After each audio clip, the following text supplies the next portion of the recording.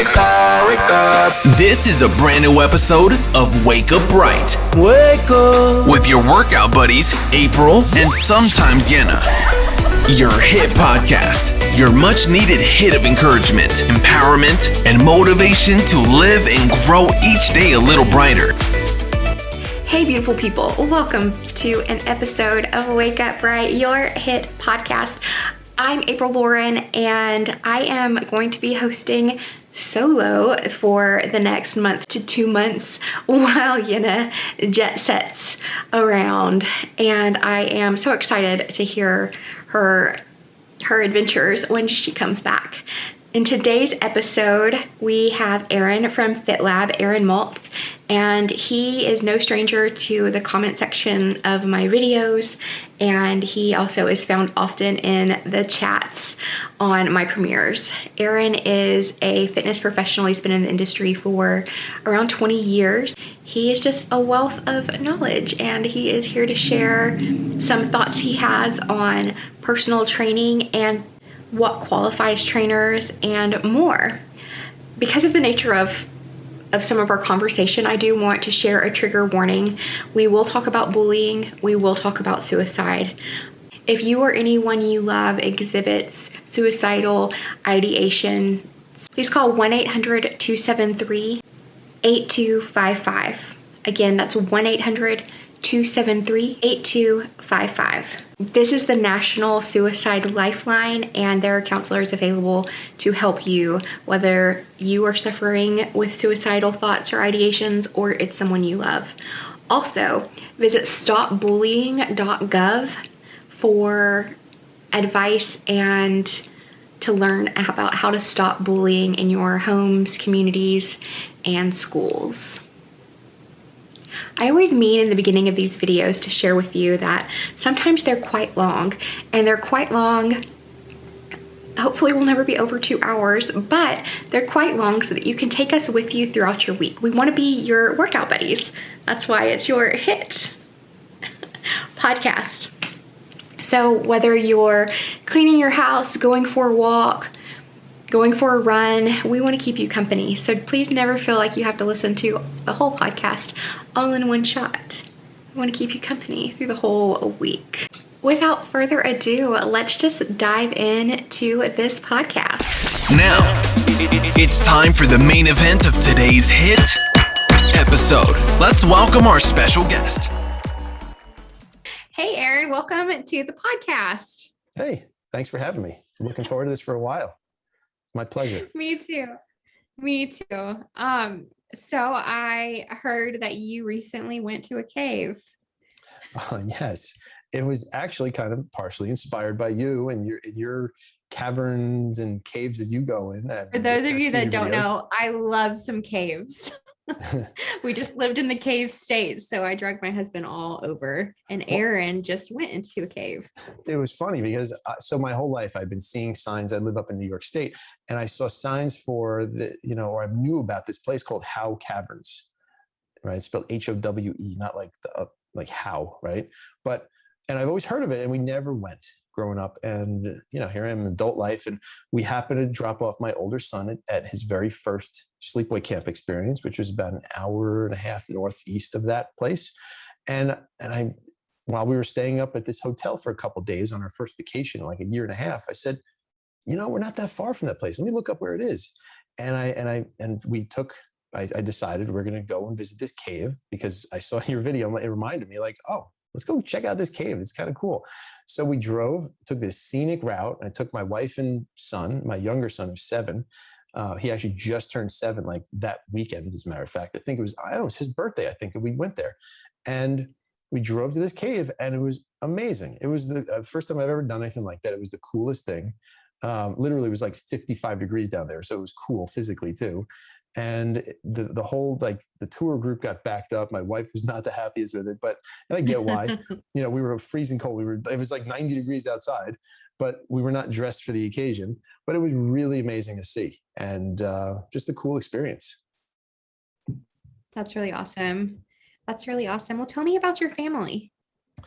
My family. So I have, I'm married for, close to like 12 years. We've been, we have 2 kids and a dog. My older son is 9.5. He's at sleepaway camp. He's coming home probably in like a week and a half or a week from now. My younger son is 7, and they are, the most important things in my entire life. And we have this little dog, this little half Shih Tzu, half Maltese. I'm not going to make this joke because, it works with my last name, Maltz, and whatever. Use your imagination. What I refer to her breed as. But no, and it's just great. It's, I love my family. I'm very blessed to have, these beautiful kids who are really good kids who I'm so proud of. And they follow in my footsteps with, the fitness thing. They were so excited about what I was doing. They wanted to appear in some of my videos. And my younger son, especially now, keeps saying, Dad, when are you going to put me in another video, a FitLabb video? So like, I actually have to, at some point, figure out how I can work him into my videos, because the whole way I do it now changed totally from the beginning. And I don't know how I can incorporate him in, but I'm going to figure it out because he really wants to do it. That's really cute. That's really cute. I didn't know you had Shih Tzus. Two of my fur babies in my life have been Shih Tzus. I had Alabama, who ended up living with my mom. I was in school, like a boyfriend at the time gave me her. And then like I was always an RA. So she ended up loving my mom more than she loved me, but she loved me an incredible amount. She just loved my mom more. It was pretty funny. Our and dogs, then I had another Shih Tzus are great, by the way. They're such sweet, loving dogs. And, ours is no exception to that. She's great. She's such a sweetheart, and she follows us around everywhere. She's actually, so this is an interesting story. Our dog actually, so we have a couple aquariums in the house, right? I have one that's really big. It's like 146 gallons, and it's all freshwater aquariums. And it's like, it's all plants inside it. I mean, it's like a work of art. It's a living work of art. It's beautiful. And this goes back about 2 years. I have a CO2 injection system. I don't want to bore anyone with all the specifics, but it's like really crazy high tech. I designed all this stuff. It's really cool. And we had a disaster where this CO2 injection system, which is, for anyone who was wondering why I have that, sounds crazy. It helps the plants grow, because you need to have more carbon dioxide in the water, a small amount more, right? It like drips it in. But something happened, and it like it was dumping it into the tank, which will kill the fish. It'll suffocate them. It'll just take all the oxygen out of the water. Well, we didn't know this was happening. Our dog knew something was wrong. She sensed it, and she was barking at us crazy, like telling us something's wrong. We didn't want to listen. We were just like, stop it, shut up. You're making so much noise. And little did we know, there was a disaster happening. Finally, one of us listened to her, and she was like pulling us like Lassie. It was crazy. She like showed us, like pulled us over, dragged it, told us to come follow her. And she showed us, and all of a sudden it's like, oh my God, she saved. If it wasn't for her doing that, I was able to save about half the fish from the tank. Half of them unfortunately died. It was very sad. My kid's favorite fish died. My wife too, but she's like, dogs, we don't give enough credit. Like, she was a little hero that day. It was kind of amazing to actually see and know that she was able to do that. Like, she recognized the problem and told us about it. It's pretty crazy. I would have a Shih Tzu now if my husband hates Shih Tzus. He hates them. The only small dog he deems acceptable. It's funny though to me. Like, to me, this is hilarious. He loves Pomeranians. Really? Because they're trainable. And he used to have a friend when he was growing up, or he might have even been like, not that I have anything against Pomeranians. Yeah, they're very smart. Like, you can teach them lots of tricks. And he had a friend who had a Pomeranian, and would give the Pomeranian a mohawk. So there's this little Pomeranian with a mohawk that knew all these cool tricks when he was a kid. And so that's why he's like, you can have a Pomeranian. And I'm like, we can't have, like, if we have another dog, it will be probably another German Shepherd. So I think there was talk about us getting a Pomeranian way back when. And I'm like, yeah, they're like these cute little dogs, but it's just, I don't know. I feel like I'm walking like this, like Sprite or something. It's this tiny little ball of like dust or something. I couldn't imagine doing it. I feel like if I were a dog, I would probably be a Pomeranian. Not a Pomeranian. I'd probably be a Shih Tzu. So and that's probably for my mom, because my mom's always like, she looks like you. My dog Alabama. She's like, she looks like you with her big eyes. I have pretty big eyes. Especially like the smaller I get, the more noticeable the fact that my eyes are like disproportionately large. But I love my German Shepherds. They're good babies. And I love Shih Tzus a lot. They're my Very, very smart dogs, German Shepherds. Yeah. Yeah. They are so smart. It's incredible. I got them a bunch of cooling stuff. I'm actually filming a vlog today. Because I got a bunch of cooling stuff because I want to start taking them on walks with me. I haven't told you this. I guess I haven't told anyone. But I've made my goal 5 miles a day. So I've been walking 5 miles, which I didn't last 2 days because I had something done on and I couldn't do anything afterwards. But that's a great goal to have. Yeah, I think so. So I've been doing 3 miles or so by myself, and then I walk each of the dogs a mile at night. But it's so much, I'm out so late and I've been getting a weird vibe. Like I'm not comfortable. Like the hairs on the back of your neck stand up type of vibe. You know what I mean? What do you mean? Like there's something amiss, like someone following? Yeah. Yeah. Like not necessarily somebody following me, but just like I'm uncomfortable. I feel like I'm in a dangerous situation. And so even with the dogs, you mean? Do what? Where you go walking in the woods, you're talking about? No, I don't walk in the woods. So when I go hiking in the day, I'm fine. I would like to have my dogs with me though. But what I've been doing is I walk by myself. It's just too hot during the day, especially under direct sunlight. So I walk, and then at night I take each of my dogs individually. I take them one at a time and I walk them, mostly so that if we run into other dogs or other people, I don't have 2 dogs that I'm trying to control. Yeah. But lately, by the time I walk the second pup, I just keep getting this. It's a vibe. I just keep getting it where I don't feel safe. I don't feel comfortable.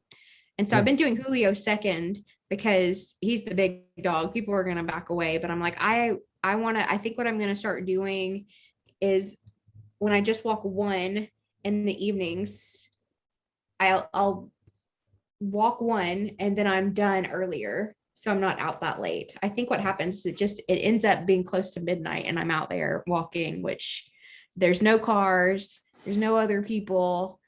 It's just sketch vibes. So, but during the day when I walk, it's always been so hot, but I bought all of this stuff off Amazon that's supposed to keep dogs cool. Like they wear their own air conditioning system. Yeah, it's like a little vest thing. Sprays water on them? And then I got some cooling shirt. No, you like dip it in water and then put it on them. My office door where I'm in right now. And, I'll hear her little nails walking on the floor, getting closer. And then she'll like sit at the door, scratch it a couple of times, and I'll get up and let her in. She hasn't come yet. So maybe she will, maybe she won't. But I told everyone in the house, like, don't let her bark because she can go crazy sometimes if we get a delivery or whatever. I love Shih Tzus, but she's like that too. Chipper's like that too. She's always under my feet. And I would rather have a Shih Tzu be all up under my feet than Chipper, because Chipper, like, not only does she trip me sometimes because she's literally under my feet, but she's bigger, so it's harder to navigate. Like, I feel like the small dogs, like if they get into your feet, you can just step easily around. With her, I'm like, oh, we're both probably going down, and I hope I don't land on you. Oh boy. Like I've never fallen on my dog or fallen because of my dog, but it's felt like that could happen before. Anyway, well, tell me a little bit more about you. Where are you from? So, good question. I am from a town in New Jersey called West Orange, and there is nothing. They don't grow oranges there. I have no idea how that name came about. I live about an hour away from there now in New York State. But I grew up in this town. About 40,000 people live there, and it was a great place growing up as a kid. And then middle school happened. I was this really skinny, really nerdy kid. And I'm not exaggerating. I literally looked like Steve Urkel. And my mom bought me pants with built-in suspenders that ended up being like hiked halfway up my stomach, up almost on my chest. I looked like an little old man. It was so bad. And I was a scrawny little stick of a kid. And I was just a really nice guy. Like I just was brought up with the belief that if you're nice to other people and you treat them respectfully, they'll do the same back. And that may have been true when I was young, like a little kid, and even part of elementary school. Kids got cliquey, and you had to say the quick, cool comebacks. Whatever. I just was never that guy. And again, I was just always this nice, smart kid who just did the right thing. And kids just started to get nasty and mean and were terrible to me and bullied me. And there were about 3 years where I went through probably the hardest experience of my entire life, where I was bullied beyond what anyone should ever experience in their life, where I didn't have a single friend for 3 years. And to say it was hard is extremely difficult is an understatement. I mean, I remember from the moment I left my house and got on that bus to go to school to the moment I came home, I was tormented constantly just because I looked different, because I was a nice kid and I, didn't fit in to the whatever was the cool thing that everyone was doing. I dressed different. I stood out because it looked like Steve Urkel. It was really bad. The big glasses. I even had the strap around my neck like Steve Urkel had. I mean, and big poofy hair. It was bad. Thanks, Mom. I know she's probably listening to this, so thank you very much, Mom. She's finally admitted that she made me, her way of dressing me helped me become a nerd. After years of trying to get her to admit that, she finally did. It was like closure. It was funny. But anyway, it was really hard going through that. And I wouldn't wish that on my worst enemy, because it was pure misery. And the culmination was, and I didn't want this. Like I didn't know how to escape this. I remember the third year, I believe it was, there was another boy, a classmate of mine, who was, in a very similar predicament. And I remember that very, very strongly, that he ended up committing suicide because he finally could not take it anymore. And I remember almost being to that point myself. And where I would just every day come home from school crying and upset, and and my parents not really knowing how to comfort me or make me feel better. They would just tell me, "Oh, it's going to be better. It's going to be better," and I just didn't believe it. I couldn't see the light at the end of the tunnel. And this guy, unfortunately, he literally could not see the light at the end of the tunnel, and finally had enough, and that was it. And it was the worst thing, and it really impacted me tremendously to the point where it woke me up. And it made me say to myself that first of all, I felt terrible for him, his family and everything, but I said, I'm not going to let this happen to me as well. I'm going to grab the bull by the horns. I'm going to take control of my life, and I'm going to make sure that I change my future, that I don't let this same fate happen to me. Fortunately, I was able to get myself out of this place, and I was able to, I convinced my parents to let me get contact lenses.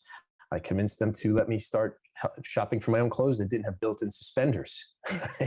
and I also discovered the gym. Before we segue to anything else, if you or anyone you love is struggling with being bullied, struggling with depression, struggling with anything, for one, every day we have the opportunity to see hundreds of other people, most of which we'll never say hi to.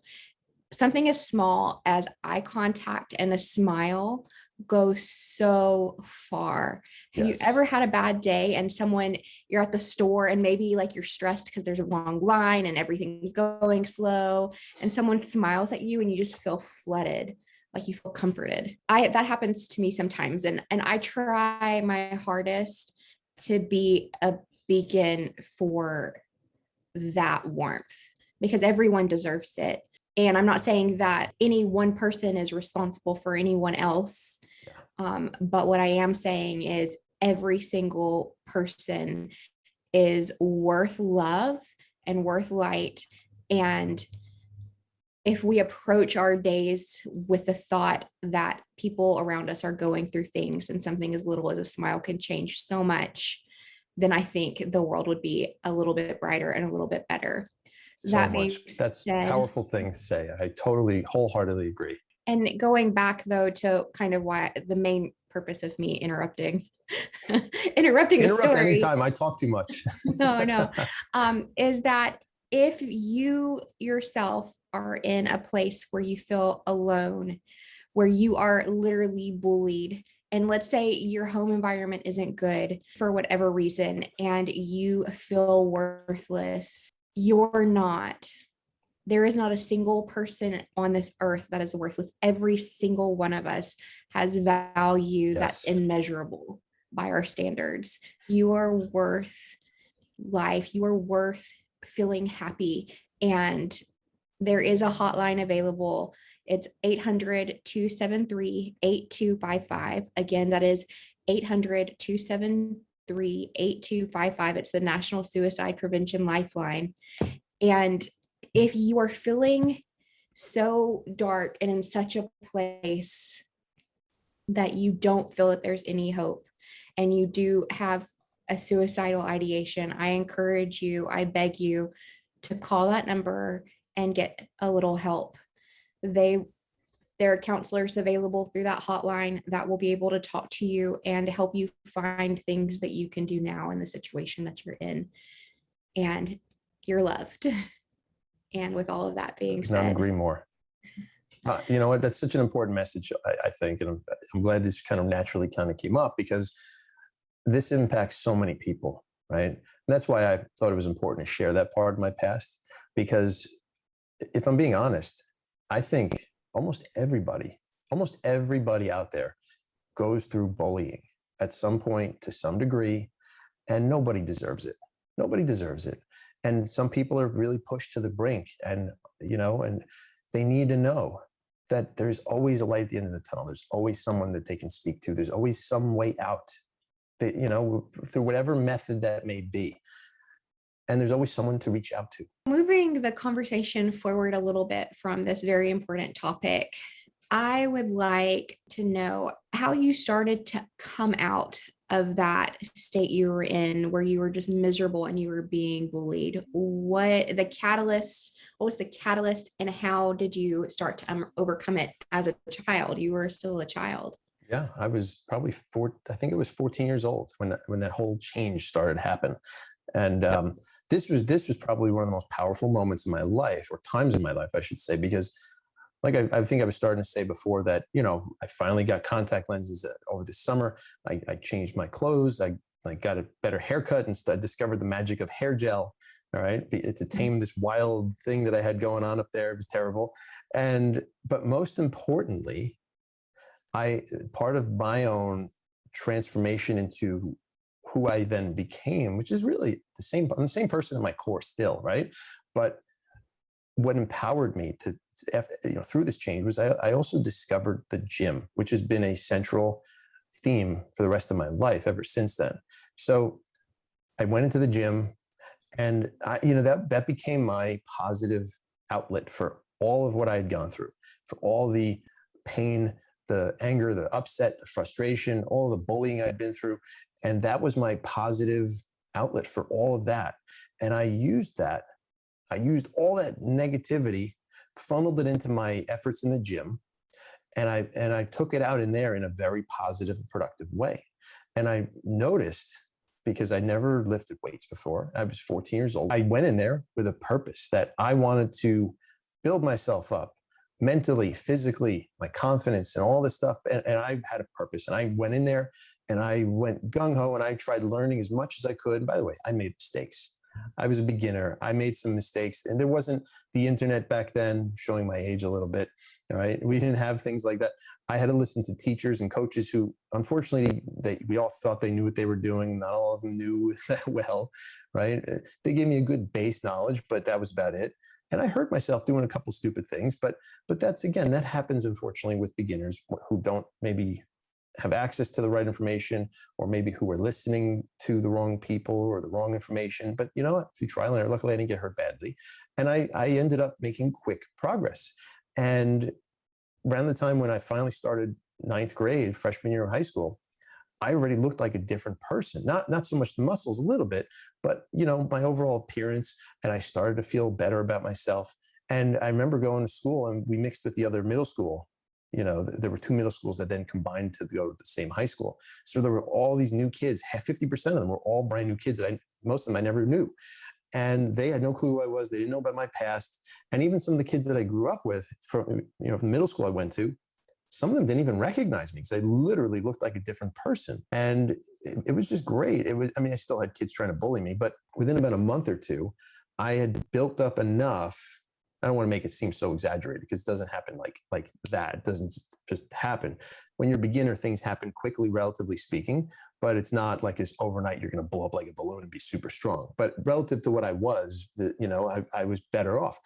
And I finally had the confidence and the mental strength to stand up for myself. And I did. And I shocked myself when I stood up for myself. You know what? That alone showed me, hey, I have power that I never knew I had. And it started to really positively change my life. Now, again, the fighting, there wasn't a whole ton of it, thank goodness. But as I then kept going in the gym and pushing myself and going further and further and becoming bigger and stronger and more confident and mentally stronger, it eventually, all that stuff went away. The bullying went away. I just became, I feel a better version of myself because I had gotten to a place where I felt good about myself. And I liked that. I was happier. So I kept doing more of it. And it became just a way of life, a lifestyle for me. And then eventually turned into a career and, desire to help others with this as well. So that's really the foundation of my being and who I am and what I'm about. And that's why I love what I do every day. I get to help people every single day be their best self. And it's a passion of mine. When you started working out, what got you to the gym? Like what made you go from you're not working out, you're being bullied, first day, first time, if you remember, it's okay if you don't, but like what got you to the gym? That's a great question. And by the way, I think this is an important question. Most people have this thought in their mind before they start exercising that it's something that's so difficult, that it's, it's so much work. Oh my God, it's this overwhelming feeling of like, a lot of people defeat themselves about working out before they even start because they have these beliefs or kind of conceptions about it. And, I just want to help to dispel that because that's not the case. Everyone should always start at their own pace, their own place. Earlier you said like you started and you got hurt a few times because you made mistakes. Anytime you start anything new, it does not matter what it is, you're probably not going to be good at it. And I 100%. Definitely grew up with a school of thought that if I did it and I wasn't good at it immediately, then it wasn't like my calling. And like, I don't need, like, if I was going to play tennis, if I played a game of tennis and I did it, out of the tennis court. Yeah. Like I definitely was. But if I wasn't good immediately, then, tennis wasn't the sport for me. Yeah. But that was so one's not a true. failure if they're not good at it on day one. That's normal. That's expected, but it's also not as hard as people think. That's the other thing I want to say. And the same thing is true with, while he's talking about the gym and talking yourself out of the gym because it's scary and complicated, we let fear masquerade as logic-based reason often. Yes. Like, I don't want to go to the gym because it's going to be really hard. Well, yeah, everything that's beneficial has a degree of difficulty. It's the hard things in life that are really worth doing. And that's important. Yeah, there's this quote. I think it became pretty cliched. If it doesn't challenge you, it doesn't change you. I love it. I've heard that. It's so true though. Yeah. It's really everywhere, I feel like. But the first time I saw it was like on was like on Facebook or something, and a dance instructor had shared it. But I've heard that before a few times. It's very true, actually. I believe that. So segueing back to my not answering 14, your question. Or not 14, but you're about that age and you've been bullied probably at a very low point, a lower point than any child should ever be at. What gets you to the gym? So I do have some memory about that. So my grandfather who I unfortunately never met. He passed away, years before I was born. I knew he was a champion boxer. He was a Golden Gloves champion. I mean, from what I've heard and understand, he's an amazing guy. He never lifted a weight in his life, but he was, built up. He just had good genetics for it and did a lot of calisthenics. Calisthenics work, right? He's proof. But anyway, I heard his stories and stuff. And I said, I need to, not that I want to be a boxer. That wasn't my goal. I wanted to go to the gym and I just had this desire to improve myself in some way. And I said, maybe if I build myself up, maybe if I go to the gym.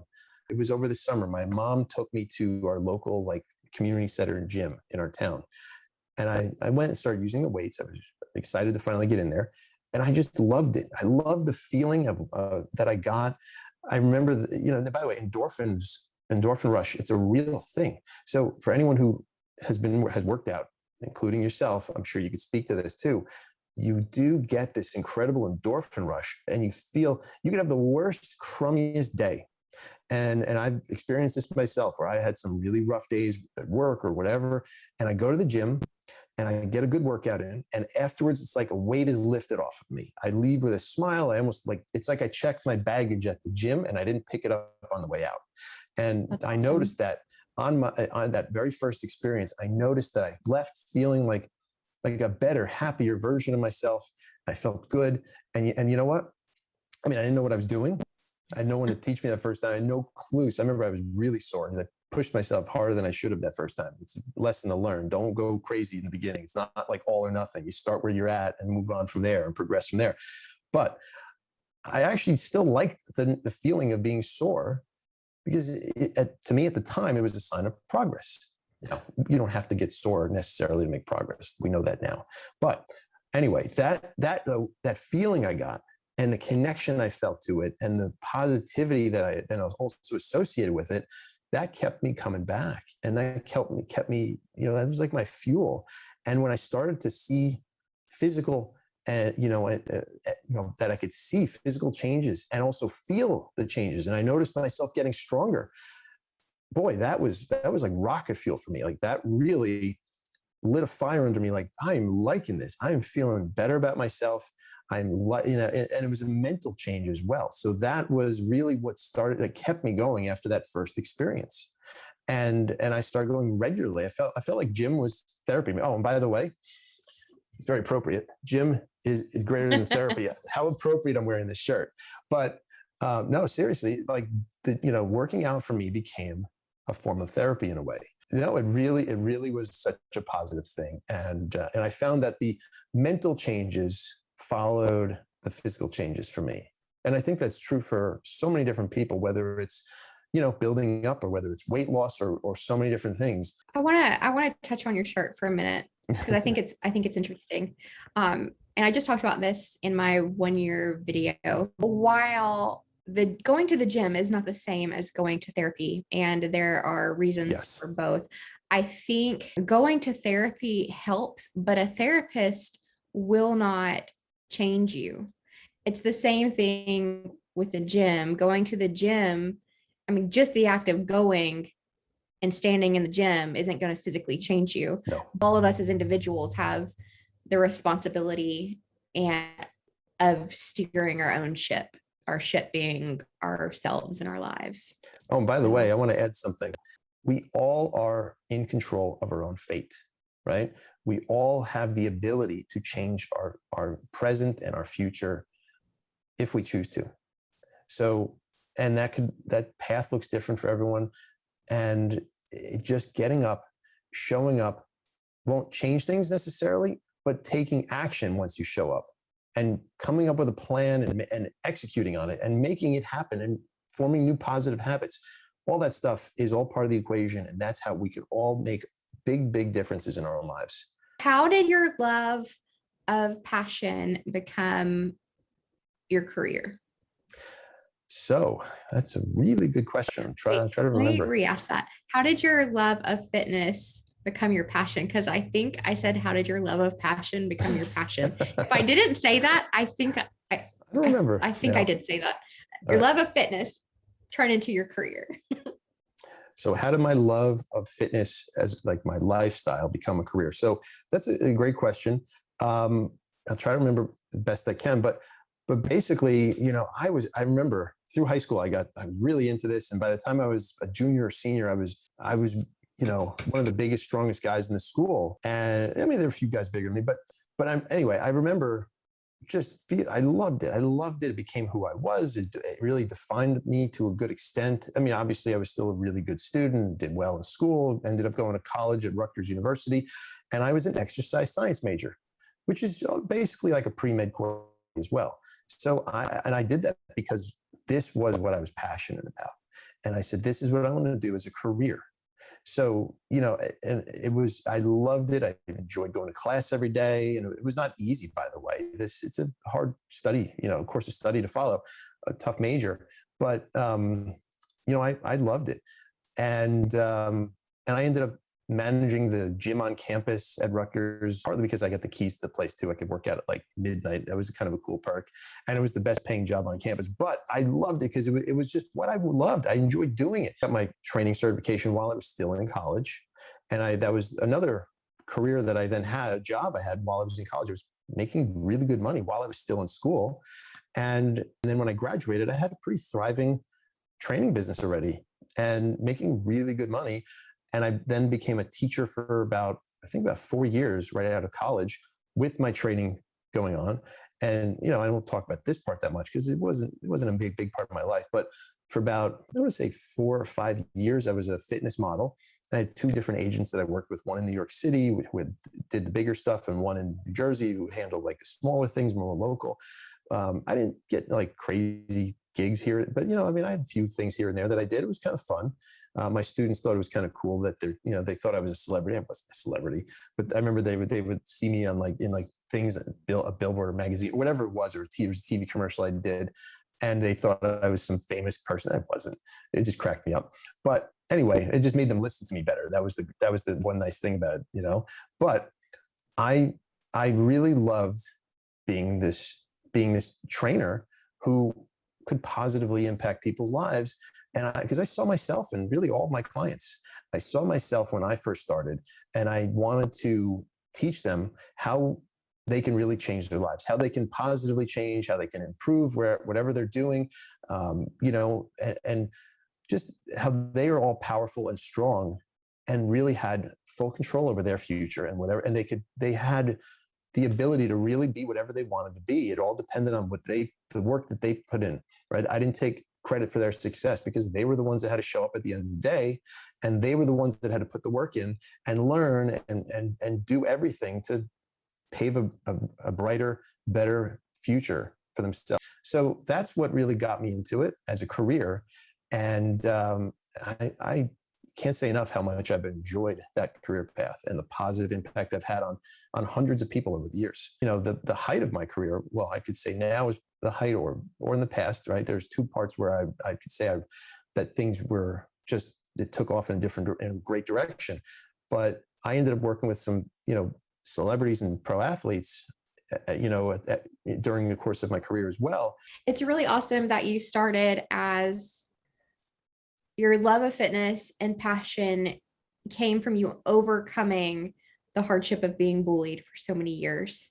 Finally, finding the courage to follow in your grandpa's footsteps. And then not only that, but you were able to take your passion and turn it into your career. And that's an amazing thing, and a successful career.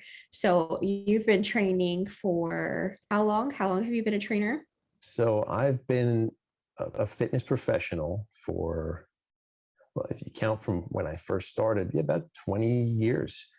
I had a few years in there where I had a couple other career deviations, I should say. That's what I'll call them, career adventures, I like to call them, right? And there were probably about a handful of years where I actually was not actively working with clients, or maybe here and there, but it took a big backseat to what other things I was doing for that short period of time. But I never left it entirely, right? So but now I'm back with vengeance. And I was working out for 27 or 28 years now. Solid. Yeah, so 20 years as a fitness professional, roughly. Mm-hmm. And the reason I really wanted to have you talk to the listeners of Wake Up Bright, your Hiit podcast, is that one, you have created an online business, and so that you can speak about that, but also because there is value to having a trainer. So there's layers. So having a trainer is valuable. Having an online trainer can be valuable. Watching people on YouTube can be valuable. All three of these, whether you're training in person, you have an online coach, you bought an online workout program, you were given a workout program from somebody you know is a trainer down the street. There are so many benefits and so many upsides and so much value you can get from all of these situations. All of them can be risky if you don't have a good trainer. 100%. So I would love to hear your perspective on what makes a good trainer, and so this is kind of taking like the format of training out. So it doesn't matter like what the format, when you're working with someone and you're getting a workout plan, what makes that good? Is that a clear enough question? Yes. So the most important thing of this whole question is what makes a workout, what makes a program good and appropriate for someone is making sure it is exactly that it is appropriate for that specific person. Meeting them starting them out exactly where they are currently at, not, throwing them to the wolves, and, not having a trainer who is trying to impress their client with what kind of crazy workout they can put them through on day one, not following a template program that is very likely not appropriate for 80% of the people who are going to try it, or more or less or whatever. But working with someone who truly is invested in you as a person to see you succeed, and starting you where you're at and progressing you at the appropriate pace for yourself, your goals, and really taking the time to come up with a program that suits you in every way. That is the number one most important thing. And yes, also making sure that person has proper credentials, is, knowledgeable, and is taking the proper time and care that they should to really, teach you. Like with what I do, I told you I was a teacher in the past, right? And so that's where I come from always in my intent, where any client I work with, I could be the typical trainer and bark orders at you and just give you a program and let you go on your merry way. I don't do that. I look at what my job is as, I want to set everyone who works with me, I want to set them up for long-term success. I want to teach them everything they need to know, give them all the skills, all the tools, and all the knowledge that they need to be successful long-term, and teach them what to do. Because I tell everyone too, I don't want my clients to work with me forever. And that's probably, from a business standpoint, that doesn't sound very smart, but from doing the right thing by my clients who I'm invested in, and because I care, because I really do genuinely care, that is the right thing to do. And that's what any good trainer, in my honest opinion, should be doing for their clients. So that's another sign of a good trainer, in my personal opinion, that they should be giving you the skills, the tools, the knowledge, so that you don't have to be reliant on them. They're not just giving you a program and then say, here, do this. No explanation, no education given. It's a big part of it is the education. When you work out, it should be something you also enjoy. It shouldn't be like a drudgery where you go to the gym or you're working out at home, whatever someone does, wherever they choose to work out. It should not be something that they hate doing. And a good trainer will pick up on this and will, adapt the program as needed. All right, you didn't like that? Okay, well, we're gonna change this. Not everything is always going to be 100% enjoyable, but overall, everything should be something that you enjoy. Whatever activity you do, it should be something you look forward to, or come out of feeling better because you did it. So what I'm hearing is a good trainer, for those of you that are listening. So when you go to get any sort of training services, you want to make sure it's personalized to you. Yes. And coming from a real expert. Yeah. Coming with someone who has credentials, which is also it's so important. With that, kind of going back to what we spoke about earlier, like you are the leader of your ship, like you're the boss, And I if love. if you don't vet is the word, if you don't vet your trainers, then that could be a problem. So just because someone's on Instagram and posts awesome workouts doesn't make them qualified to sell workout programs. So true. Even just having a personal training certificate does not just that one act qualify you as a trainer. It can, but you want to ask questions. And if Lots of you're questions. thinking about hiring a trainer and you can't ask questions, well, that's a clear sign that that trainer is probably not for you. But what Aaron's saying is like that he gives his clients specifically lots of time to really customize the workout plans to meet them at their current level, which I love. Yeah, I took a lot of time actually developing my platform. And I guess I should explain the how and the why behind it, because it makes sense and it'll give a little insight into really why and how I do what I do. I had this bright idea.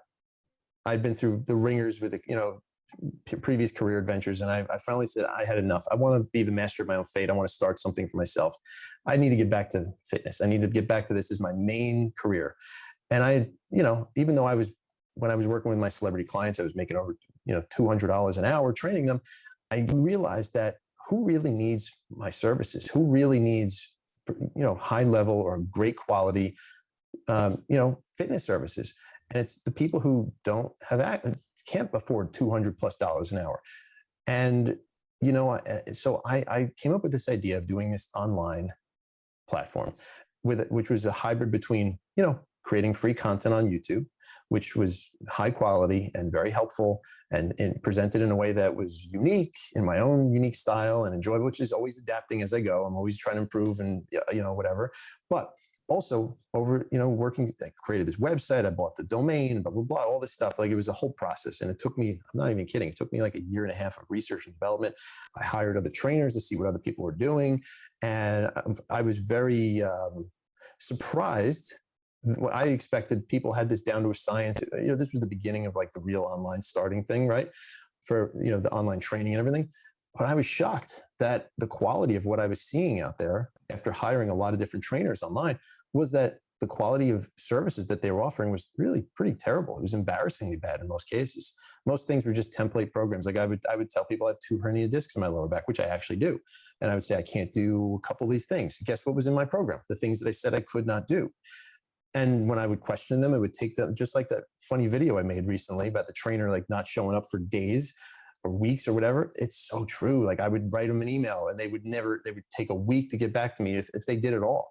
And I guarantee it wasn't even them probably writing me. So it was this whole thing that I discovered. And so I'm like, all right, this is going to be easy to improve on, but I'm going to take it even further. I'm going to improve much more.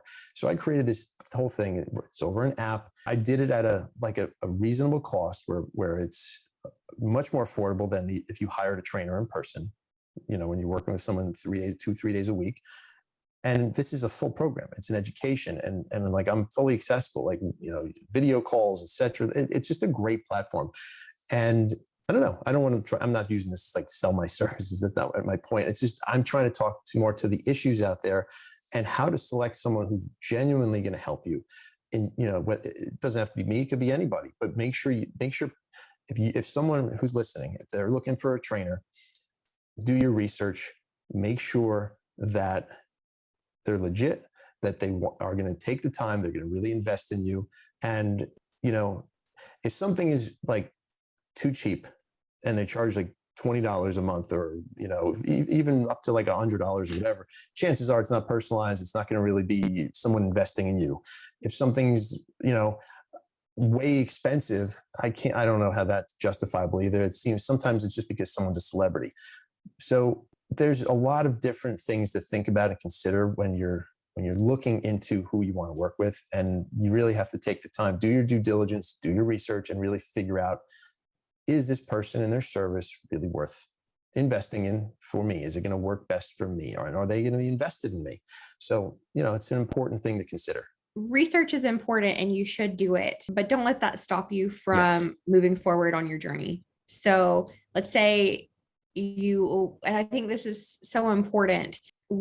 so often we want to do it all at once, Mm-hmm. but everyone would be so much better off if you just do what you can right now, whatever you can.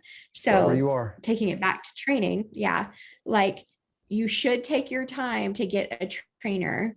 You should not take your time to start. And starting could be something as simple as just going for a walk. I was just going to say that. Totally Going true. to the gym. Like for a long time, I would go to the gym and I just went to the cardio deck. Like it was like a beeline for the cardio, but it got me used to being in the gym. And then I branched out from there.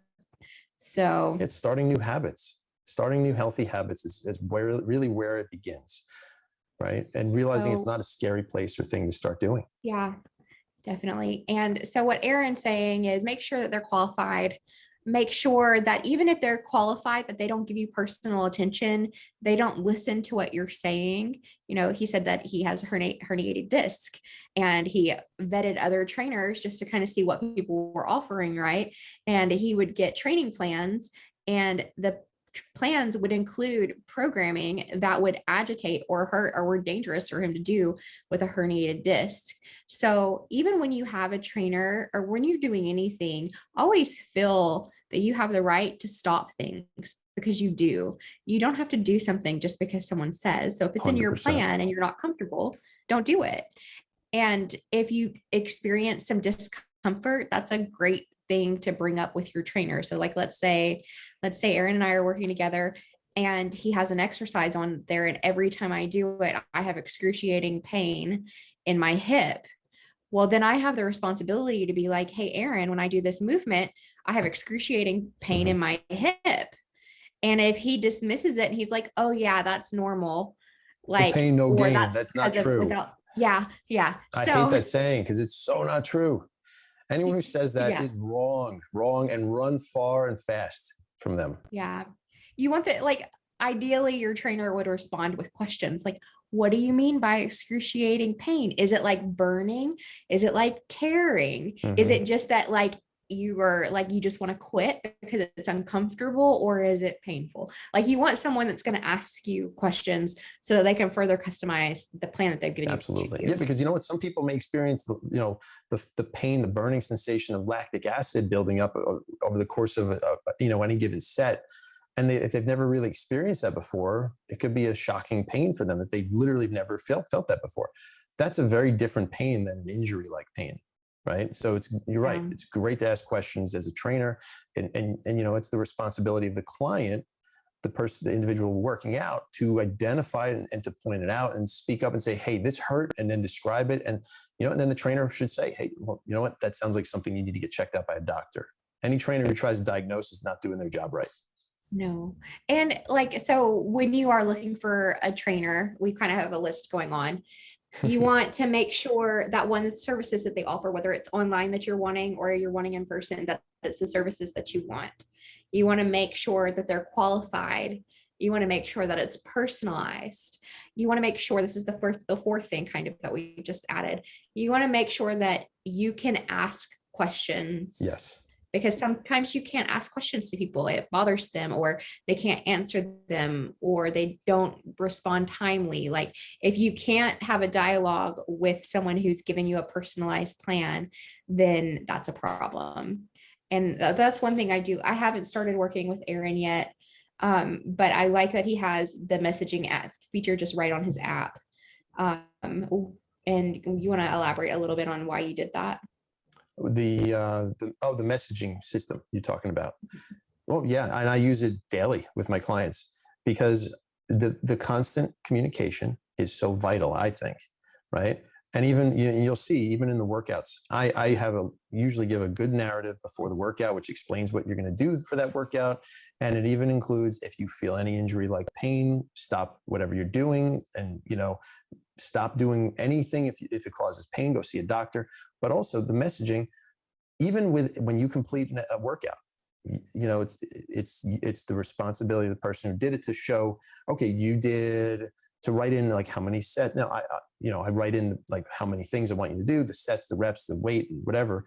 But then it's the person's responsibility to include that, to write those notes into the app and it takes 2 seconds. It's not a long Client. thing. So you. And then to say, hey, I felt great with this. This was a little challenging or whatever. I review all those notes and we have a communication back and forth after, whether it's a video call or a messaging thing on the app. It's great. Yeah, and I asked Aaron to share that, not to sell his, as he's talked about already. It's an we're example. not trying to sell his services to the masses, but it is important because with his program specifically, if you were trying to find an online program, you want a way to communicate with your trainer. Yes. If you're looking for training services in person, you want a way to communicate with your trainer. If they won't show you your program, if they won't help you, if they won't write, like, let's say you have a really good workout and you're like, hey, I would really like this workout. And they can't tell you what your workout is because they made it up on the spot. They have no idea. They don't even know what they just put you through. Like, that's a bad sign. You should be able to have your workouts. You should be able to do them on your own in addition to working out with them, because if you have a trainer, they're not going to be with you all the time in person. Like, training is very expensive. So if I could train every day and have somebody stand over me and make sure that I'm moving properly and count all of my reps for me, which is not what a trainer does, but like if I could have like all of these good things, trainers. No, but like if I could have, full service, that would be great, but that would be astronomically expensive. So typically when you go get a trainer in person, you're only going to be training like 1 to 3 times a week with your trainer. So you want the most value. You should be able to lead with workouts that you can do on your own, or at least, very least, the workout you just did with your trainer. If you can't leave with the workout you just did, there's a big problem.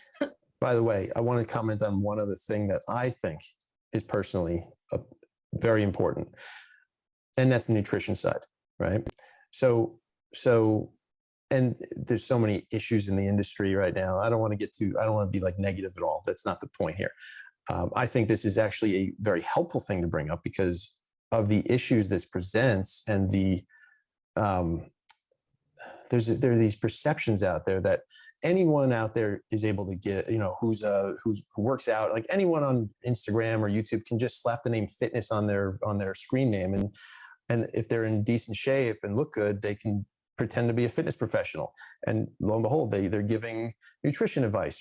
There actually are laws. There actually are ethical issues as well, that the only people who, and I'm going to make a bold statement here. I'm sure that there's going to be some people that watch this, they're going to, disagree strongly with me. Make your bold statement. Just make it. But it's the okay. The only people who should ethically and in many states legally be giving specific nutrition programs and advice like that and setting someone up on a nutrition plan are registered dietitians. The term nutritionist, I could call myself a nutritionist because I've taken some nutrition courses and have some certifications, or because I went to college and I took a lot of nutrition courses. I wouldn't call myself a nutritionist because I'm not. That's such a broad, vague term, right? And I personally and professionally do not give any nutrition plans or programs. My platform does, but guess what? It's through registered dietitians that work with me on the platform, who I vet fully, who I make sure are at the top of their game and are legally and ethically able to do this. Nobody else does that. Very few people do that. And that's a big issue because nutrition is huge. I mean, registered dietitians are basically, they go through a medical training. It's like a abbreviated medical school. So I'm saying this as a warning and to people to be educated about this, that, there's a million people out there in my industry who have no real qualifications. They may have a lot of knowledge, much like I do, really don't have the ground to stand on to be giving out real nutrition programming to people, telling them, eat this, don't eat that.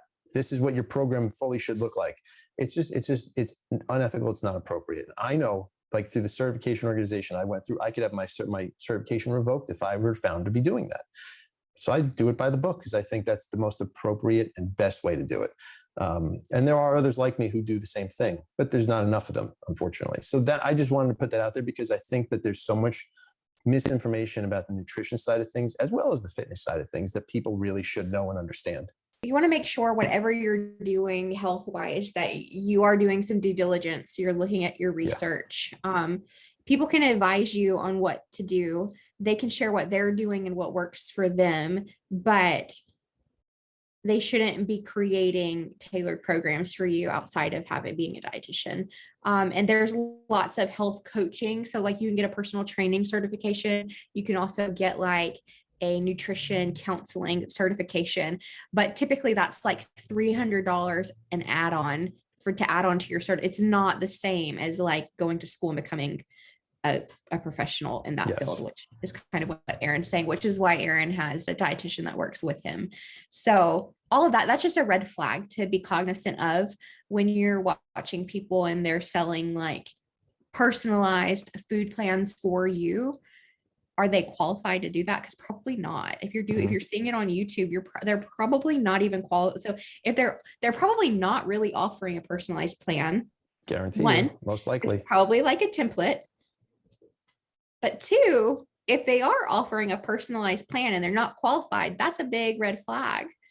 So just kind of doing due diligence to keep yourself safe. But I feel like we're kind of talking about like the scary sides of training, and I kind of want to segue into a scarier side. No, it's not scary. I think it's actually educating people, right? Yeah. About some important components that everyone should really know, because it's really protecting people at the end of the day is what this is about, this segment at least, because I feel very strongly about that, right? I just, at my core, again, going back to what I went through and who I am inside, like who I really am, I just genuinely care about people and their best interest and doing the right thing, which is why I do what I do in many different ways.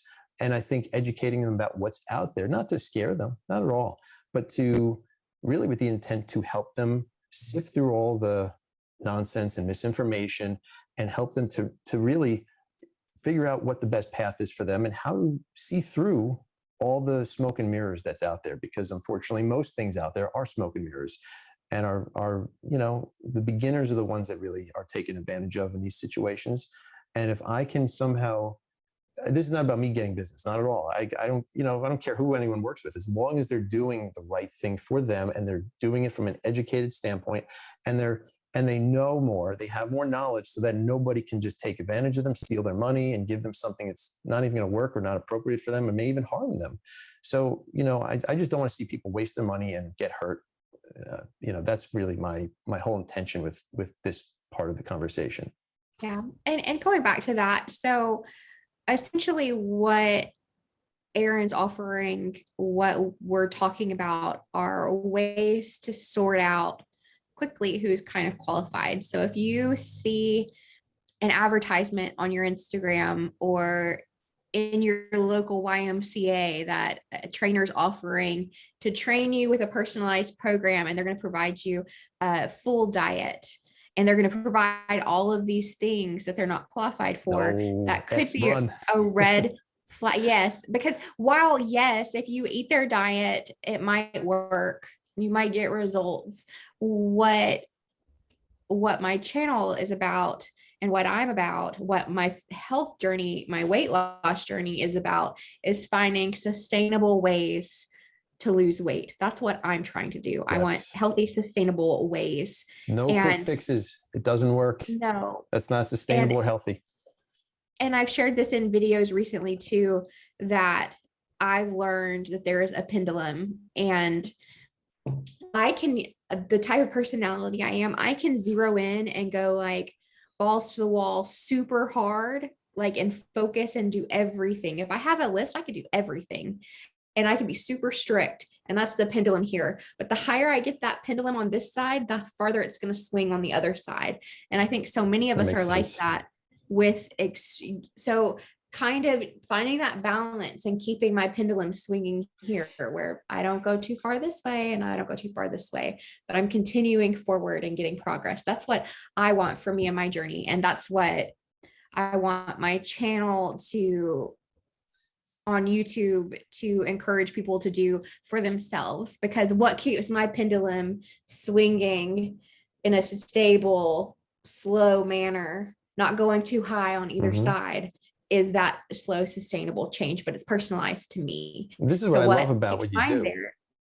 Yeah, I love about might not be what keeps you there. Yeah, and you know what? I don't care what any naysayer says about what you're doing.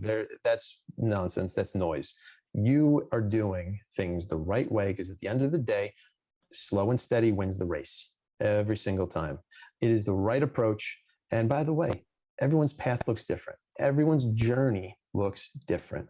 And for people on the outside to criticize anybody, whoever that they may be criticizing, we all have hurdles. We all have speed bumps to get over. We all have, everyone has things that happen in life. And it's normal. By the way, I want to leave everyone with this too, which is it's normal to have things obstruct your journey from time to time. It happens to everybody. And that's okay. That's okay. It doesn't mean that you're bad or you fell off track or whatever. The important thing is that you just continue plugging along and not let any speed bumps or hurdles defeat you or stop you from what you were doing. It's, just getting back on that horse and saying, hey, you know what? Okay, I'm not going to beat myself up about it. I'm going to forgive myself. I'm going to forget about that stuff and put it out of mind and just focus on the positive and focus on moving forward at my slow, steady pace and doing things in a healthy and a sustainable way that I enjoy, that I can do long term, and that is not too restrictive or not too extreme. That's really, at the end of the day, I think the most important thing that everybody should know and understand, because it really is so important. And I think it's often overlooked and not really talked about too much or enough.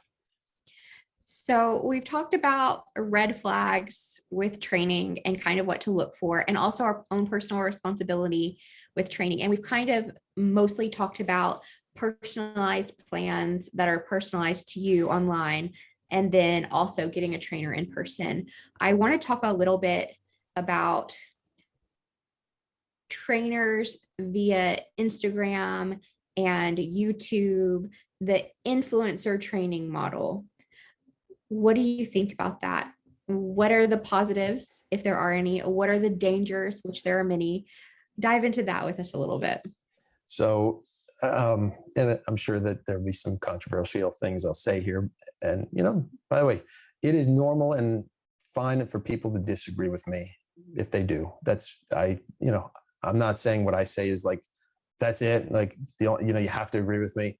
This is my own personal take. That's all it is.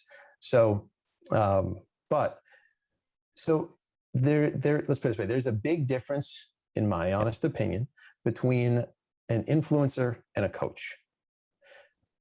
An influencer, a coach can be an influencer.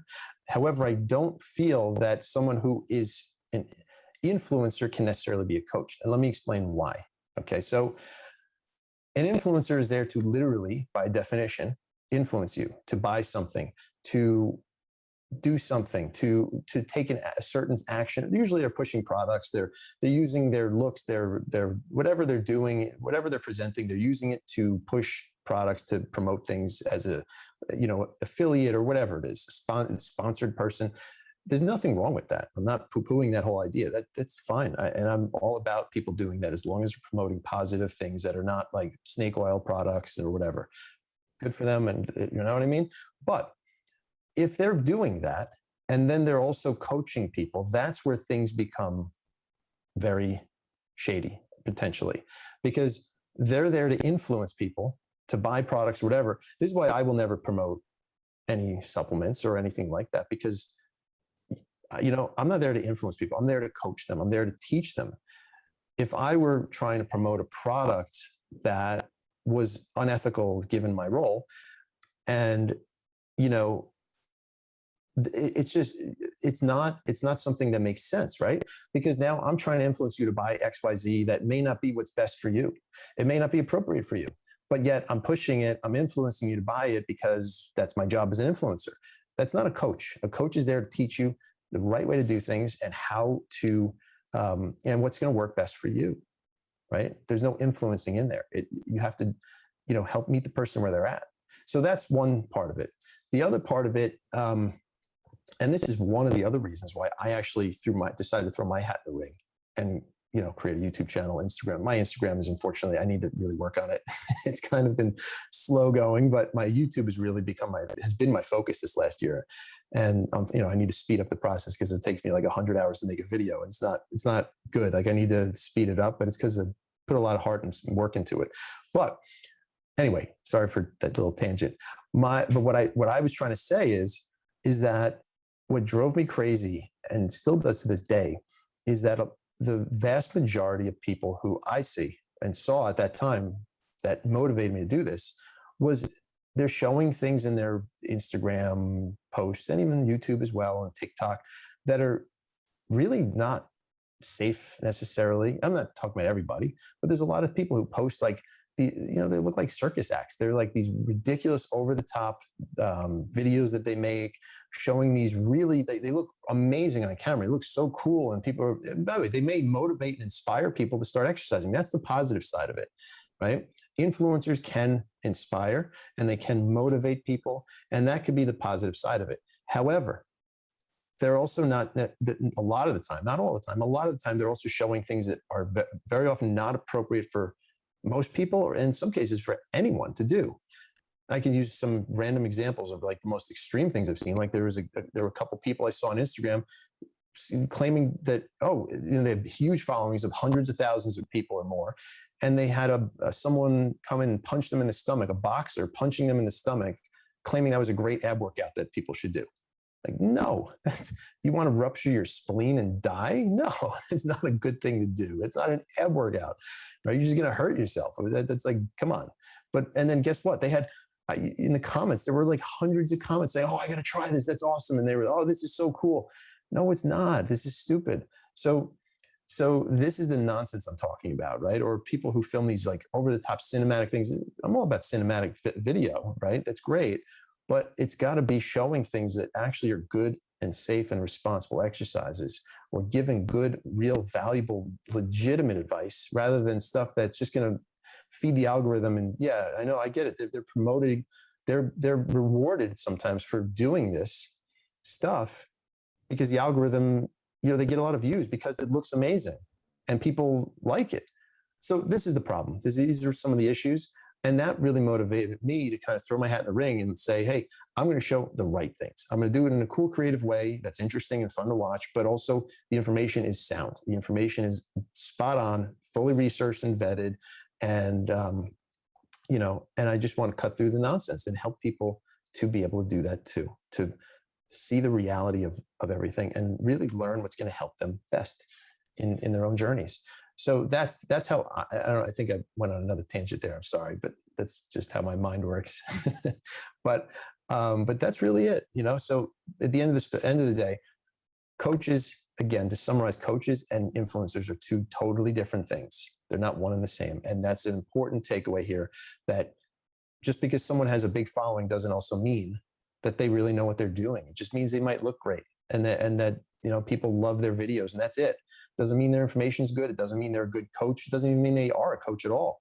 So just be careful is my whole point on this. Yeah, you have to go with your gut too. Like, how do you feel about whatever it is that people are saying? Why are they saying what they're saying? Like, for instance, with protein powder and things. So a lot of times protein powder is just protein powder is protein powder is protein powder. It doesn't really, opposed to that, there's things that matter. Do what? I'm not opposed to protein and powder at all. No, I followed. But for instance, I like BPN proteins or supplements, period, because they rigorously test their products for chemicals. So the industry, the supplement industry is not very regulated. Not at all, really. It's not regulated at all. So is the fitness industry, is the Wild West also. So there's so many things that I could buy online that are supposed to help in some way. And if my husband takes it, he could fail a drug test and get kicked out of the army. It's crazy. So the reason I like BPN, and I'm not promoting them, that's even Nick's though company, I'm talking right? about them right now. Do what? That's Nick's brand, isn't it? That's Bear Performance Nutrition. Yeah. It's a great guy. Yeah. So I like his YouTube. He is an influencer. He also went to school for nutrition, and he's been very rigorous and his process of offering a super quality and very highly tested, that he pays for all of the testing. He ensures that his supplements are not going to be the reason somebody fails a drug test. I actually like him as a person too. I think he's a good guy, and I think he has good intentions. And by the way, I want to say you're not sponsored by him, right? No, I know. I'm kidding. I know you're not. I just had to throw it out there. You actually just really like his products. Yeah. No, I mean, I totally would do that. Like, I think they have an affiliate program. I just haven't. So if I were going to, though, and I think that's important, you have to take influencers at their word. So whatever their word means for you, to you. So when I say this, you'll just have to take me at my word. And if you trust me, you do. And if you don't trust me, that's okay too. Like, you don't have to watch me. You don't have to listen to me. You can watch and listen to me and not take any recommendation that I give. Sometimes I am paid to give the recommendations that I give. That's important for you to know, that I'm giving you. When I say that it's sponsored, that means people have paid me money to say what I'm saying. That is very important to know. When I am paid money, I will always disclose it. I don't just accept everything that is offered to me. I don't. I would not work with a supplement brand that wasn't vetted. I wouldn't work with can't think of any supplement brands where I'm like, I would absolutely not work with them. But I do know there's probably only one supplement company that I would work with, and that's Bare Performance Nutrition. So I don't work with them, but I could. Like, I don't know if they would have me, but if I was, I'm kind of like digging a weird circle here. I think it's important. I totally understand what you're saying, though, to talk about, though, because it's something that comes up often as a criticism, not from, and when I say, and I have to always put this in perspective, I had a video that has gone for my level viral. So it's not a viral video, but it's a video that has gotten a lot of views. It's gotten over 200,000 in the past few days. That's big. That's pretty big. I've gotten Congrats. 2 really negative. Thank you. I've gotten 2 really negative comments. They were just name calling. I mean, it's the type of comments that just I roll my eyes at. Typically, I don't get very many negative comments. But some of the negative comments that I have gotten over the course of the last couple of months have been like, I forgot. I've lost my train of thought. Oh, no, but you were saying about the negative comments on that video, the criticisms you were getting. Yeah. So, well, and this isn't that video. That video, they were just like, "Oh, you're still fat." Oh God, you gotta just ignore. It was just dumb questions. So I'm like, okay, yeah. Well, I mean, yeah, it is silly. Well, I'm like, because literally, I'm like, yeah, I'm telling you, I still have to lose 150 pounds. So, some people. What? But some other comments I've gotten is that people. Yeah. I've gotten comments about how what I'm saying is not valid because I'm just trying to sell products. No, I've never felt that about you. Yeah, my weight loss journey. And I don't take every brand deal that is offered to me. I am not some evil maniacal genius that knows how to pull all of these strings. I didn't know that I was going to get laid off. And I didn't know when I got laid off, and I decided to dedicate a lot of time. I essentially just went from working full time to dedicating all of that time to YouTube. So I just replaced that time with doing stuff on YouTube. It's not manipulative. It's not bad. I did not do anything wrong. No. And I also didn't do it knowing that it would result in anyone ever watching my videos. Of course, you don't create a video and be like, I hope nobody ever watches this ever. And by the way, to that point, people don't realize how much work and time and effort goes into making videos. Right. Yeah. And it's different for all creators. Some it's a lot easier and quicker than others. But I can tell as a fellow creator, I can tell you do put a lot of thought and a lot of time and a lot of effort into making your videos. And there is always a purpose. There's a message that is behind almost every single one of your videos, or many messages in some cases. And your intent is clear. To me, it's always been clear. Your intent is to help your viewers, is to send this positive karma, this positive messaging out into the world. and to really do what you can to improve people's lives, show your journey, be very open and honest about it with the intent to help others. The unfortunate thing is that, and I've seen this in my own channel too, and I've seen this with other people's channels, there's people out there in this YouTube universe, I'm talking viewers, who don't make content. Those are, it's funny, they're usually the biggest critics because they don't understand what goes into it. And they have this belief that it's not hard to make YouTube videos because they've never done it. I mean, like I said before, my videos take me like 100 hours or more in many cases to make. Like, that's why I make a video every month or 2 something months or whatever. It's it's not the greatest thing for me as a channel, but if I didn't do that, the quality wouldn't be there.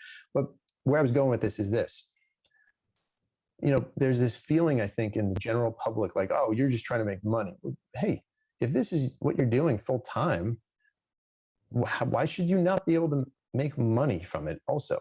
Right? Of course, you should be able to make money from it. It's you put probably more effort into your videos and what you're doing than a lot of people do in general in their own jobs, right? It's a lot of time and a lot of effort, more than people would believe.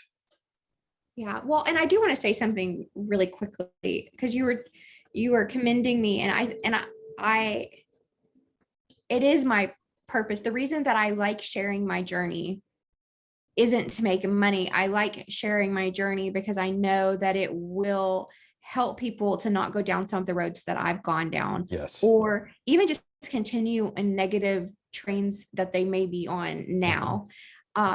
Everything I share, when I take a sponsorship, I just want to define this.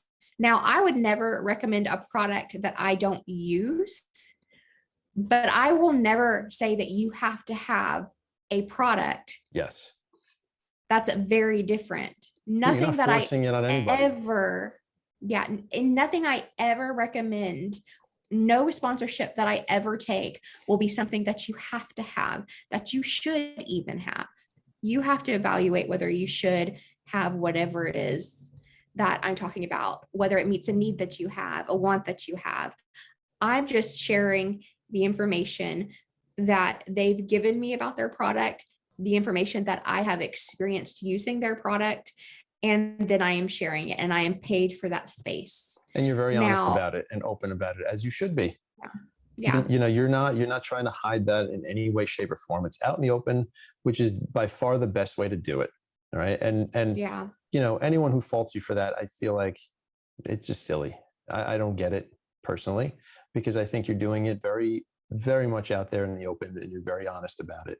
So I can't see why anyone would fault you for that, but that's just me. Well, it's frustrating because I definitely, when people come after your integrity, like, it's a very frustrating thing, especially when they're taking advantage in certain regards of you and your name. Oh yeah. Frustrating. By the way, in some way I've been affected by this myself. So I'll speak about this briefly. Now, I haven't promoted any products yet because it's just not something that's even been an opportunity for me. When the time comes, who knows? Maybe I will, maybe I won't. It only would have to be something I really believe in. It won't be a supplement, because it's okay for you to do it because of your situation. For me, I can't professionally. That's the difference. But I guess my point is this. I've had people come at me, and so I've been so proud of the fact that I've achieved everything I've achieved physically, right? In terms of the gym, naturally, by simply just showing up and putting in the work consistently and doing it in a very intelligent approach, from a very intelligent, educated approach, right? I believe firmly in working smarter first and then working harder once you know how to do it the right way. That's been my entire life, my entire, fitness career, personally and professionally. It's my approach. Since I've been on YouTube, it amazes me, blows my mind. Like, I've had all these people just say, oh, you've cheated. You've probably used steroids or something, or PEDs, which are performance enhancing drugs. And it's both a compliment and an insult at the same time. It's a compliment because it's like, well, if you think I really look good enough to say that, I guess that's a compliment. But at the same time, it's an insult because no, I have not. I can confidently say I've never touched even a cigarette in my life, much less any other type of drug or performance enhancing drug, nothing. I don't even like taking Tylenol. If I can avoid taking Tylenol, I don't believe it. I try to avoid it at all costs. So, and I'm very proud of that. And I have two kids who I want to be the best possible role model for. And I also want to live till I'm 100 years old and beyond and be healthy and have no surgeries, no health issues. That's my goal. Like that's always been one of my big goals. I want to live as long as I possibly can, as healthy as I can. If I were to touch that stuff, that would compromise that goal, my overarching like grand goal, long-term goal. So, but it just, I guess my point is this, because it goes to an extent with what you were saying too. People like to attack others for things that when they themselves maybe couldn't achieve or haven't put in the work to achieve themselves. I find that's when those are the people that typically will like point a finger. Well, you only got that because you cheated. You took this stuff that helped you get there faster. No, I've been working out 28 years. This is as far as I've gotten. Like I haven't changed much in the last 5 to 10 years, right? If anything, I'm out of shape for myself right now because I had 2 injuries in the last month and a half that took me out of the gym for about that amount of time. I have to come back. I have to become FitLabb again. Right now I'm like FitFlab a little bit. It's not good. I say that jokingly, but I'm using that as motivation for myself to get back in the gym now that I am able to after these couple of unfortunate random injuries that I got, not from working out, totally random things that I just woke up in the morning and like had an issue. But anyway, and I think the same thing's true with what you were talking about, right? Where, you know what, I'm happy for you when I see that you have something like that you've been presented with a great opportunity. That's good. Right. You're not doing anything nefarious. You're literally just speaking about something that a product you believe in, that you're very fortunate enough to be compensated for promoting. And it's something that's not hurting people. I don't see anything wrong with the products you're promoting. There's nothing bad about them. If someone, again, I'm not promoting myself, I'm not promoting Built Bar, right? But there's nothing bad about people using that. It's a protein bar, right? That has good macros to it from what I've seen. Because we have them in our house too. Again, I'm not promoting it. When you promoted it on your channel, I'm like, oh, my wife just bought them. And I actually like them myself. But it's kind of funny. But anyway, but yes, you're not doing anything that's harming people. There's nothing wrong with you doing that at all. So my point is, if people are having an issue with it, I don't think that's something you're doing wrong. It's an issue that they have. When I talk about criticism, it's most often people who are doing reaction type videos. Well, that's silly. So it's those types of people. Those are drama. And then whenever videos. they do a video, whenever someone like that does a video on me, I get an influx of hateful comments, that's the way it is. It's unfortunate. It really sucks. The drama videos, that's just someone like using someone else's success to plug their own name and build themselves up. It's such a weird circle. It is. Because I don't get these people attack me. They attack my integrity. They attack my credibility. They attack my process, especially the sponsorship thing that's recently come up, or like the fact that I have a background in communications and that I've worked, like I have had a career. Like it's so weird. It's so weird to me that they put themselves on a pedestal of moral superiority, and yet they are literally gossiping. Mm-hmm. They are making assumptions, reacting to their assumptions, and doing that for monetary gain. It's just a gossip magazine. Yeah, that's all it is. And unfortunately, there's a lot of people out there that love the drama. They love the gossip stuff, and they live for that. That's why, a lot of these magazines are so popular. That's why the Housewives TV show is so popular. But I can't watch that. I can't even be in the same room when that stuff is on. So, but you know what? I think that, again, we got to keep this in perspective, right? So I talked before about my issue with some of this influence or whatever stuff and other trainers who don't do things maybe the right way. I didn't name names. I purposely didn't name any names because I don't want to feed into the drama. I will just speak the truth. I will be honest about a perspective that I have without like necessarily blowing someone up, right? Because that's, I think, the better way to do it. You speak to the overarching thing. You're not doing anything wrong. My honest, professional, and personal opinion, right? And for someone to try to tear you down, it goes back to the bullying as well. That's bullying behavior. And there's no place for that. It's inappropriate. I don't see what purpose what they're achieving by doing that. And it's unfortunate. But I look at it purely as someone trying to take advantage of someone else's success or whatever, or trying to make drama when there may not be any, and and trying to make something out of thin air that they can talk about on their own channel to, draw attention to themselves. Look, are there ever, look, you and I, are we perfect beings? Absolutely not. Absolutely not. Everyone is imperfect. Every person on the planet, we are all imperfect beings. That's why we say we're human beings. It's only human to make mistakes. I guarantee you that there were things that I did or said in a couple of my earlier videos that, looking back, I'm like, all right, you know what? I would have done this differently. I would have written this in here or changed that a little bit. We all make mistakes in our own journeys in life, in everything we do. The important thing is acknowledging, admitting that we've made a mistake sometimes, having a dialogue with someone that's productive about it, and then moving on and improving, right? If someone blows you up because of a thing that you didn't even make a mistake on, but they're trying to make drama out of nowhere, like, what is that solving? It's silly. It's just noise. And, so I just want, as a friend, you just have to remember where it's coming from, and don't ever let it knock you down. Use it as further fuel for your own journey. I would love it if you would give advice to people who are just starting their fitness journey. That's great.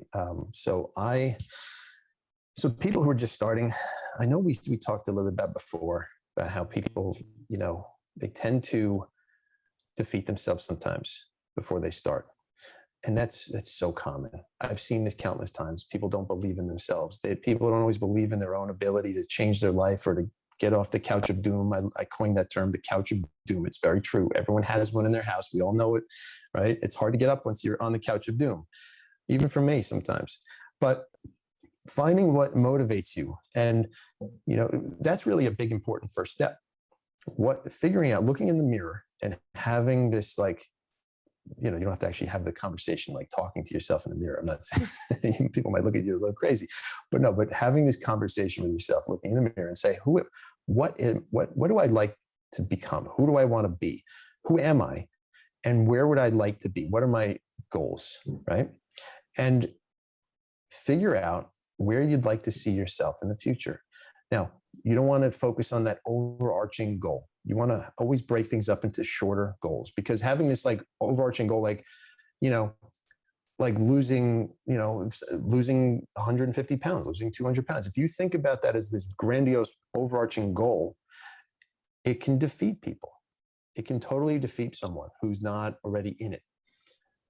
Breaking that up into shorter goals by, a month at a time, 2 weeks at a time, 2 months at a time, whatever it may be.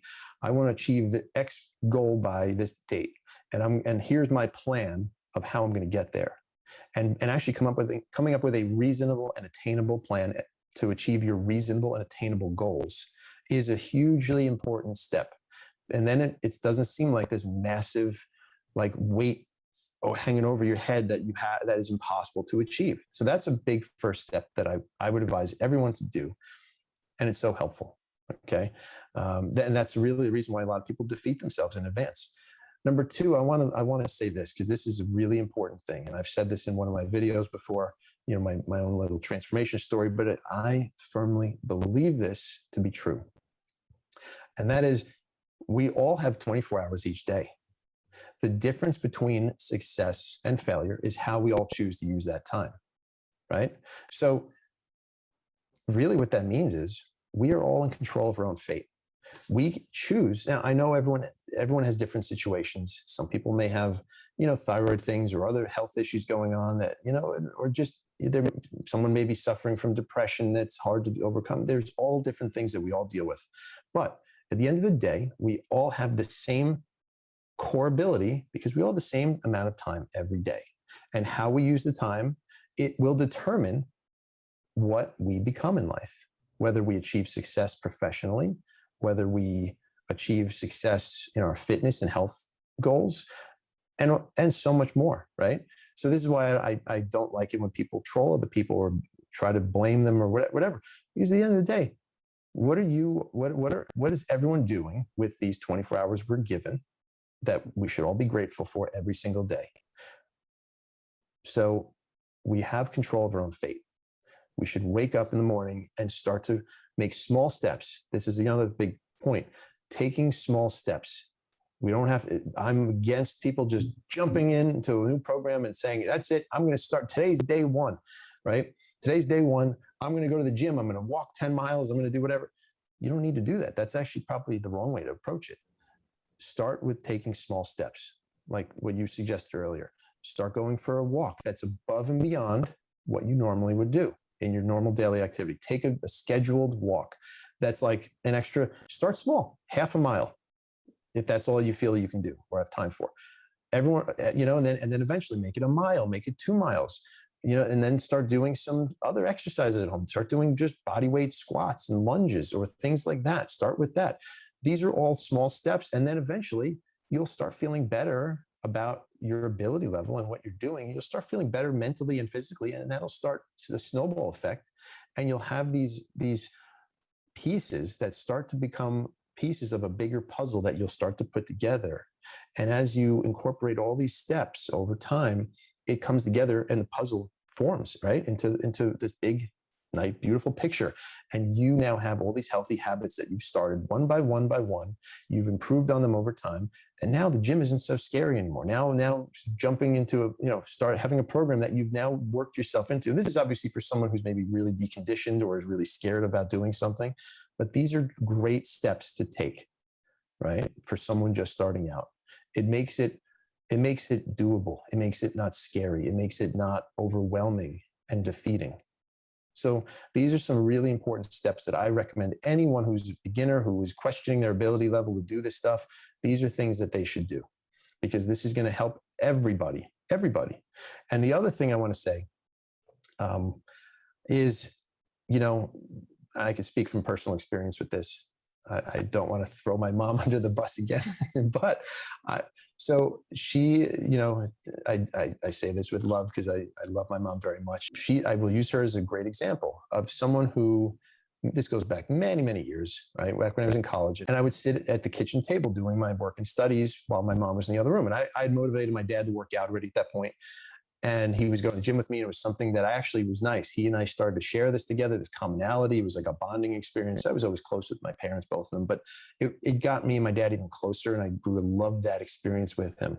My mom, I wanted to get her into the gym with me so bad. And I learned through this, like, you can't force someone to work out. You can't force someone to do something they're not ready to do. And she had every excuse in the book of why she can't go, why she couldn't do it. And it bothered me. But her biggest thing was, I don't have time.